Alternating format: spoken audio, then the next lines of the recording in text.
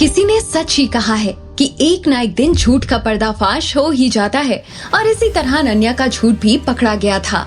लेकिन कैसे पता चलेगा विक्रम को उसकी जान बचाने वाली की सच्चाई का?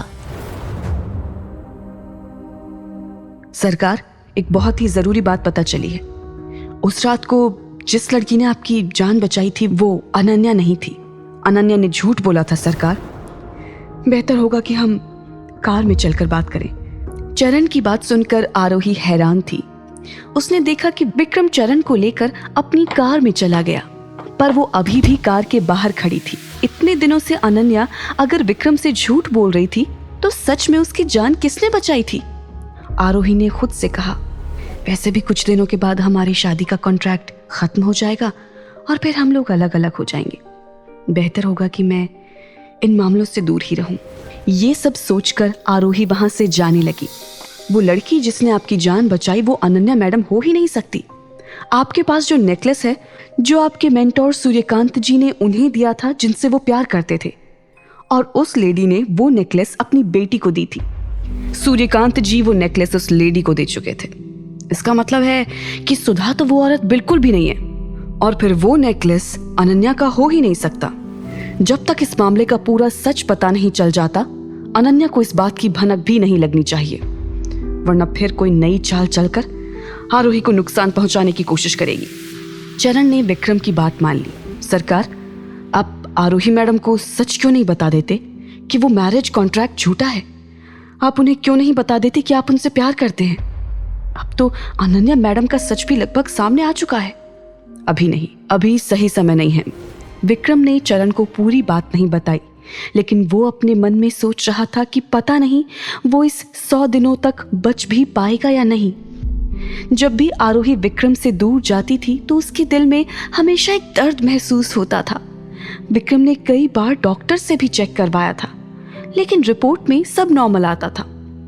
लेकिन विक्रम को भी फिर लगता था कि उसे कोई ना कोई बीमारी है, और इसलिए वो अभी आरोही को सच नहीं बताना चाहता था। क्लिनिक में अपना काम कर लेने के बाद आरोही रायजादा मेंशन पहुंच गई। हॉल में आते ही उसने देखा कि विक्रम फर्स्ट फ्लोर पर उसका वेट कर रहा था। मैं तुम्हें कुछ देना चाहता हूँ, वो ही चीज जो तुमने उस दिन अपनी माँ के साथ जब इस शहर को छोड़कर जा रही थी तो सिक्योरिटी गार्ड्स को दी थी। नहीं, मैं इसे नहीं ले सकती हूँ। मैं तुमसे पूछ नहीं रहा हूँ, बल्कि तुम्हें बता रहा हूँ। और हाँ, ये रिंग दोबारा बेचने के बारे में सोचना भी मत। तुम्हें जो चाहिए होगा तुम इस कार्ड से ले सकती हो। मैं चाहता हूं मेरी वाइफ के पास ये दोनों चीजें हमेशा के लिए रहें। आरोही अभी भी उस रिंग की खासियत नहीं जानती थी कि उसमें जीपीएस ट्रैकर लगा हुआ है। आरोही ने विक्रम से दोनों चीजें ले ली। विक्रम वहां से जाने ही वाला था कि तभी नीचे हॉल से इंद्राणी की आवाज आई, रुको विक्रम। उसे सुनकर जब आरोही ने नीचे देखा तो इंद्राणी के हाथों में हाथ डालकर एक बहुत ही खूबसूरत लड़की ऊपर की तरफ आ रही थी। ये एक फेमस मॉडल शिवानी जोशी थी।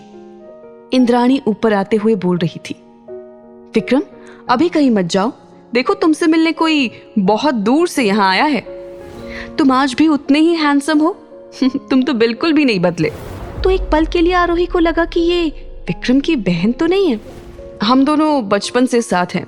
मैंने तुमसे शादी करने की बात की थी, लेकिन फिर सिचुएशन ऐसी हो गई कि मैं अपनी बोली हुई बात को पूरा नहीं कर पाया।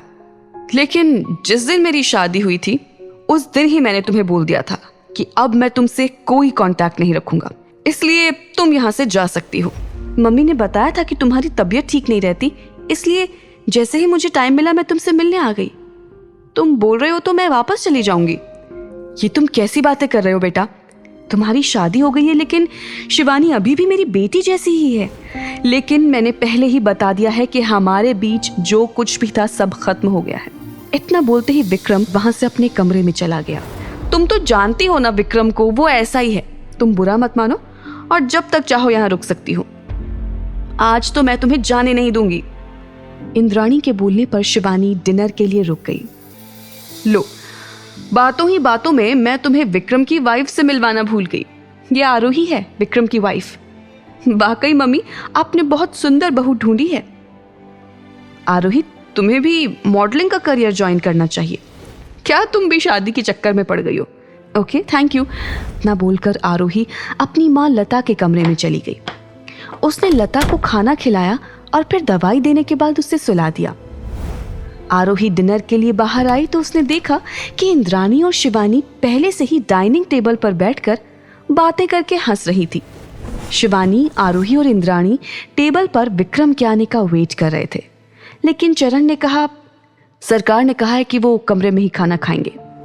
डाइनिंग टेबल पर बैठी शिवानी ने आरोही से कहा, तुम सुंदर होने के साथ ही खुशकिस्मत भी हो कि विक्रम की वाइफ हो।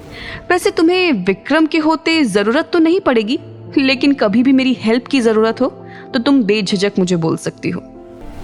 आरोही को शिवानी के यहाँ आने के इरादे ठीक नहीं लग रहे थे। आरोही के इंट्यूशन से उसे ऐसा लग रहा था कि शिवानी सबके सामने अच्छा बनने की कोशिश कर रही है, लेकिन उसका यहाँ आने का इरादा कुछ और था। क्या आरोही का शक सही था? आखिर किस इरादे से शिवानी वापस आई है? क्या चरण, अनन्या और उस नेकलेस का सच पता लगा पाएगी? क्या होगा विक्रम का रिएक्शन सच जानकर? जानने के लिए देखिए अगला एपिसोड सिर्फ पॉकेट एफएम के YouTube चैनल पर। और शादी के बाद के सारे एपिसोड्स को सुनने के लिए डिस्क्रिप्शन में दी गई लिंक से डाउनलोड कीजिए पॉकेट एफएम ऐप।